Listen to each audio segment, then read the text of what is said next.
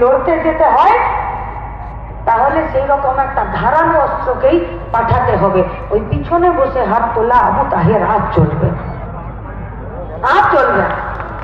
আর আমরা আপনাদেরকে কথা দিচ্ছি, আমরা অরুণিমা সমেত পশ্চিমবঙ্গের খেটে খাওয়া মেহনতি পরিবারের ছাত্র যুবরা, বেকার মেহনতি মানুষেরা, আমরা আপনাদেরকে কথা দিচ্ছি 24-এ অধীর সেলিম আর 26-এ দিদিমণিকে বিদায় আমরা জানিয়ে দেবো। শুধু ভরসা রাখুন আমাদের উপরে।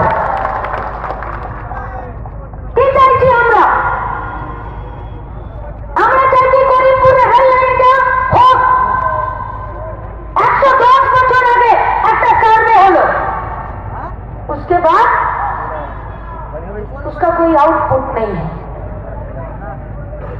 पिछले 5 सालों में जो गया था यहां से, पिछले 10 सालों में इस पार्लियामेंट में जो भी बात हुआ, लेकिन उस सारे बात में करीमपुर रेल लाइन একটাও কথা ছিল না। কি চাইছি আমরা? আমরা চাইছি গোটা মুর্শিদাবাদ, ভগবানগোলা সমেত এই করিমপুরে প্রত্যেক দিন যে জলের অসুবিধা, কষ্ট, সেই জলের কষ্ট দূর হোক। শুধুমাত্র করিমপুর বিধানসভার অন্তর্গত এমন এলাকা আছে 15টা দিন ধরে জল পাচ্ছে না। আছে কারো হেলদোল? এমপি, এমএলএ, বিডিও, পুলিশ প্রশাসনের, পঞ্চায়েতের নেই। কেন? সবার চোখে ঠুলি পড়ে গেছে। অপারেশন করার দায়িত্ব আমরা নিচ্ছি। 6 জনের পর এই করিমপুর বিধানসভাতে যারা মানুষের দুঃখ, কষ্ট, যন্ত্রণা, সমস্যা দেখতে পাচ্ছে না, তাদেরকে ফ্রিতে ছানি অপারেশনের দায়িত্ব আমরা নিচ্ছি। করিয়ে দেবো ছানি অপারেশন। কি চাইছি আমরা? করিমপুরের এলাকার মানুষের 0 পয়েন্টের ওইদিকে যে জমি আছে, যে জমির পাট্টা তো পেয়েছে কিন্তু সরকারের ঘরে রেকর্ড নেই, সেই রেকর্ডটা তো করাতে হবে। কে করাবে রেকর্ড? বিএলআরতে খরচে ভরে দিয়ে যে গরিব মানুষের জমি হড়প করে নিচ্ছে, সে অন্তত পক্ষে রেকর্ড করাবে না, ও ঘুরে পালিয়ে আছে। তাই যদি রেকর্ড করাতে হয় তাহলে লাল ঝন্ডাকে ভোট দিতে হবে।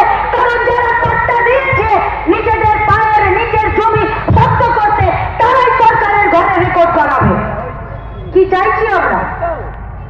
আমরা চাইছি যারা আধার কার্ড জমা দিয়ে বর্ডার সিকিউরিটি ফোর্সের কাছে ওপারে গিয়ে চাষ করতে যায়, আর বিএসএফ যারা বলছে যে পাট চাষ করা যাবে না, কেন না? পাট গাছের উচ্চতা, হাইট, লম্বা 5 ফুট আমার মতো। যদি 0 পয়েন্টে কাটাতারের এদিক ওদিক যদি পাট চাষ হয় তাহলে সিকিউরিটির প্রবলেম হয়ে যাবে। তাহলে পাট চাষের জমিতে কি চাষ হবে গো? এ তো আর সিঙ্গুরের জমি নয়, আর চাষির নাম তো মমতা ব্যানার্জি নয় যে সর্ষের বীজ ছড়িয়ে দেবে ধান গাছ হয়ে যাবে।